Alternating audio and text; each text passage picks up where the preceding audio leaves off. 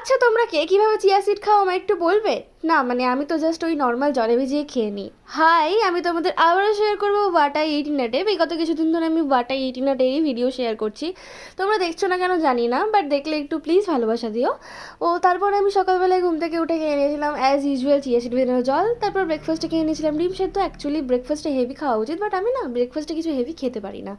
যাই হোক, তারপরে লাঞ্চে কী খেলাম দেখে নাও। আর লাঞ্চের পর না আমার প্রত্যেক দিন কিছু না কিছু খেতে ইচ্ছে করে, যদিও আমি সেটাকে ওভারকাম করার চেষ্টা করি, বাট সেদিন পারিনি। তো আমি খেয়ে নিয়েছিলাম এই দুটো মিষ্টি।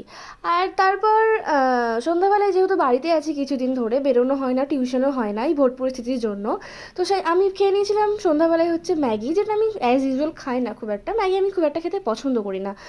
আর তার সাথে আমি একটা ডিমের পোচ করে নিয়েছিলাম। আর তারপর পড়তে বসেছিলাম, পড়তে বসে হঠাৎ করে খুব মাথা যন্ত্রণা করছিল বলে একটু আদা দেওয়া চা খেয়ে নিয়েছিলাম। চাটাও আমি খুব একটা খাই না।